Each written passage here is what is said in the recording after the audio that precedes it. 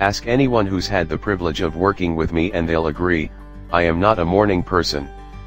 Yet I find myself standing in the parking lot of a Shell station at the base of Angeles Crest Highway, at 6:30 a.m. on a Saturday, sipping coffee, letting myself wake up a bit before setting off on one of those blissful canyon carving drives you read about, well, here. Ever since I moved to Los Angeles in August, I've been making a habit of doing early morning canyon runs on the weekends. Get out on the roads early, and you're treated to crisp air and very little traffic. Dawn breaks over the mountains and warm morning light fills the sky, shining onto beautiful ribbons of pavement that glow with an inviting warmth. The late, great David E. Davis, Jr., once said, God does not charge us for hours spent driving before breakfast. And while I personally don't buy into any religion, I'll praise any deity who affords me as much time as possible for howling down winding roads, especially when I have a Mercedes-AMG GTR at my disposal. Pros.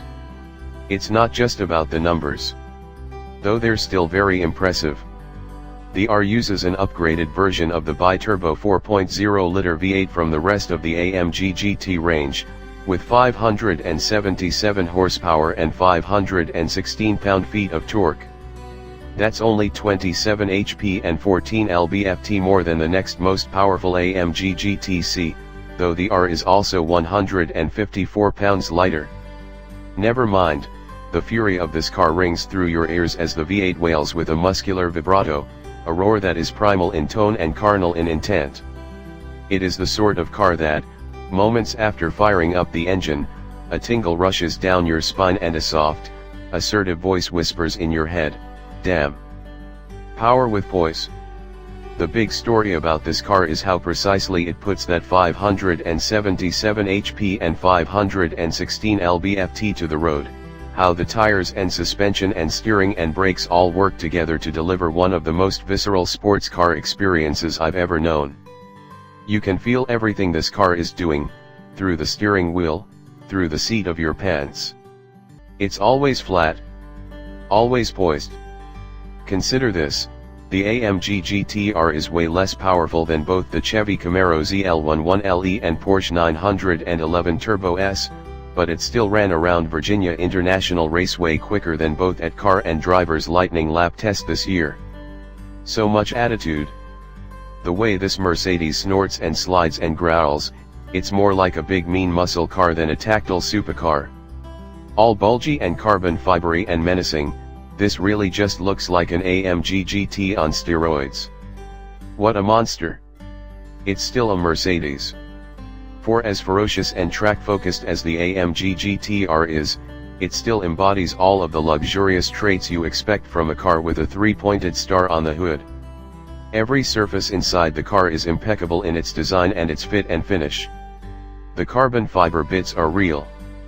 The leathers are supreme. The Alcantara is soft and supple.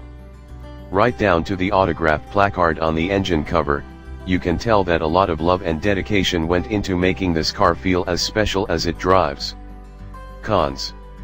The regular GT is very, very good. If you plan on taking your AMG GT to the track, get the R. If you just want an incredible sports car for canyon carving and boulevard cruising, you're better off with a GTS or GTC. Don't get me wrong, I think the big wing and the carbon fiber exterior bits look pretty rad. But the other AMG GT models are so sexy. More comfortable for not so pristine, not in California roads, too. You don't need to buy the R to make a hell of a statement. Why isn't this fully loaded?